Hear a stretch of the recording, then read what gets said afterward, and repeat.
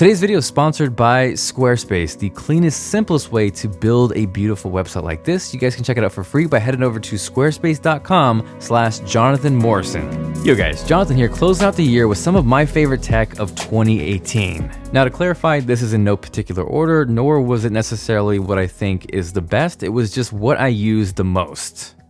So kicking off the list are the Sony H900 and wireless headphones, and these were hands down the headphones that I use most this year. The color on these is dubbed Moonlit Blue, which is definitely a little fancy pants, but I appreciate the aesthetic and they definitely stand out in a sea of other wireless headphones. Noise cancellation and audio quality on these things are incredible, and if you travel a lot or you hop on planes, these will change your life, but even if you don't, they sound fantastic. Next up from there is the Sony A7 III, which I think honestly is hands down the absolute best camera you can buy for the money. You get full frame 4K video, 120 FPS slow motion video, and yeah, people are all about that Canon color science, but the secret sauce to the Sony A7 III is to use picture profile 1. I don't mess around with S-Log or any crazy LUTs. PP1 is where it's at. I used it to shoot the Dave 2D setup video, which looked incredible. My only advice is if you do go Sony and you can, invest in native Sony glass. The G Master stuff is next level. The 24-70 paired with the 85mm G Master is like mind-blowingly good. So if you're looking to up your camera game or your quality, I cannot say enough good things about the Sony A7 III. From there were so many incredible smartphones this year, but the three that really stood out to me are the OnePlus 6T, the iPhone XR, and the Google Pixel 3.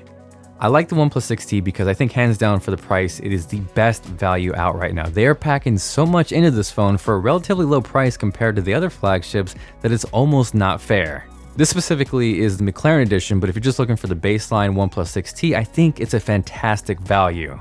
Now for the XR, it's got a ton of controversy, a lot of hate, but I think honestly, it is the iPhone that most people should buy. It's a great size, there's a stellar camera, they come in a ton of really beautiful colors. You have the same processor as the iPhone XS and XS Max, but you get better battery life, which I think is more important to most people out there. I know people are going to talk about the display, but clearly by now we've proved that pixels aren't everything. And yeah, if you want iPhone XS-like features without paying as much money, I think the XR is a fantastic choice.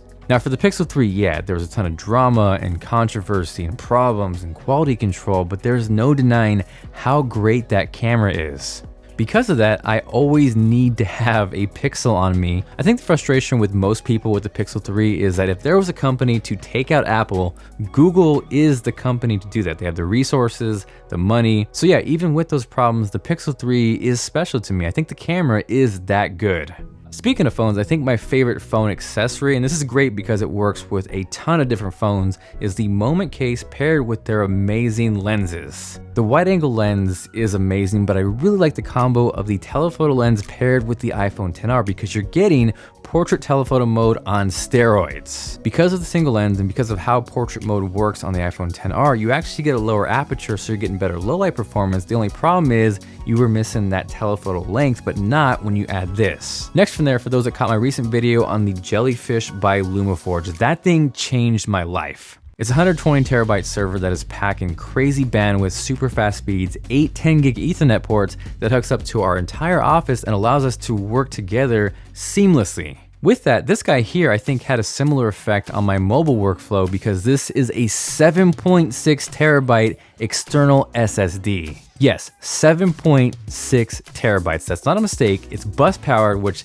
kind of doesn't make sense to me. There is nothing else like this on the market, and to have that much storage with me at all times paired with a MacBook Pro is next level. You have really fast speeds, it's silent, there's no noise, it's reliable, it's sturdy, and yeah, it has become my ultimate travel companion as far as editing video. From there, you guys know I gotta give a nod to the iPad Pro. I really appreciate it, not for what it is right now, but what it stands for in the future. Even with that said though, I feel like I was able to dive in and really use the power of the iPad Pro. My most recent project with it was heading to Toronto, hanging out with Dave 2D, shooting an entire setup video on a Sony A7 III, and then making that video on the iPad Pro. The idea of editing 4K video in real time with a fanless machine that is this thin still gets me super excited for tech. So if you're not into it, I get it. No one's trying to change your mind or twist your arm, but personally, I've had a really great experience with the 2018 iPad Pro. Next up from there is the Apple Watch Series 4. And whether you love Apple or you hate them, there is no denying it is not even close in terms of smartwatches right now. From the bigger but slimmer design to the ECG, which has already saved a life, there are so many features packed inside. If you've never owned an Apple Watch, there's never been a better time to pick one up. And I think at this point, it's more than just a companion to your phone. Whether you're this super trained, badass athlete or someone like me, just trying to keep up with Mr. Greg, trying to stay in shape, whether it's basketball or cardio, this is a must-have pickup. If you don't want to buy one, though, I've actually teamed up with StockX where they are giving away an Apple Watch. Details on how you can win are located on my Instagram post as well as theirs, so I'll drop a link to both of them down below. Thank you guys very much for watching. Hopefully you enjoyed the video. If you did and you are feeling like being awesome, make sure you guys smash that like button and let me know what was your favorite tech of the year. I would love to hear, and I will catch you guys later.